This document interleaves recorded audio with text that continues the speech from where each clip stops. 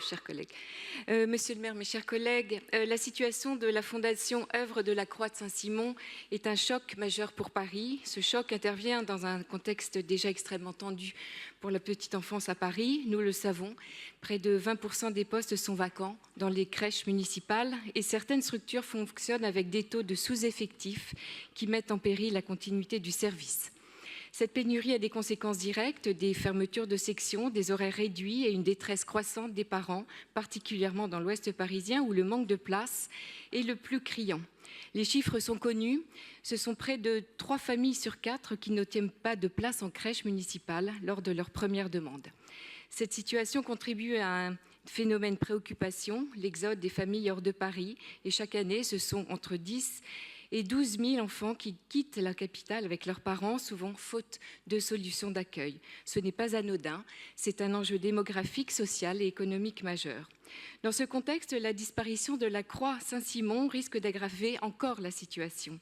C'est pourquoi la ville de Paris se mobilise pour garantir la continuité des services, soutenir les reprises associatives et déposer une offre pour la crèche municipale du capitaine Marchal.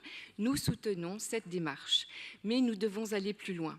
Car la crise du recrutement ne se résoudra pas uniquement par des mesures financières, d'autant que la ville elle-même est dans une situation budgétaire fragile, avec une dette élevée et une capacité d'investissement contrainte. Elle ne pourra pas seule renflouer durablement les structures associatives en difficulté. Nous devons donc proposer des solutions structurelles et j'en citerai 3. La première, c'est le logement. Il est aujourd'hui quasiment impossible pour une auxiliaire de puériculture, une éducatrice de jeunes enfants ou un étudiant en formation sanitaire et sociale de se loger à Paris. Nous devons réserver un contingent de logements sociaux et intermédiaires pour ces professionnels essentiels. Nous devons aussi faciliter l'accès aux résidences étudiantes pour les élèves des écoles du secteur social et médico-social. Sans logement abordable, nous n'aurons pas de personnel. C'est aussi simple que cela. Deuxièmement, l'attractivité des parcours.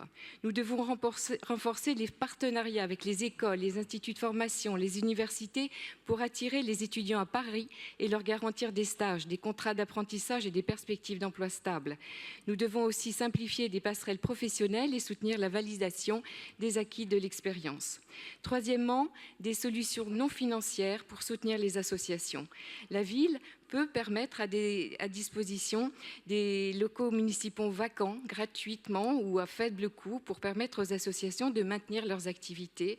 Elle peut mutualiser des espaces, des services logistiques, des achats, des outils numériques. Elle peut faciliter l'accès au marché public, simplifier les procédures et accompagner les structures dans leur gestion administrative. Ces solutions ne coûtent pas nécessairement plus cher, mais elles peuvent changer la donne.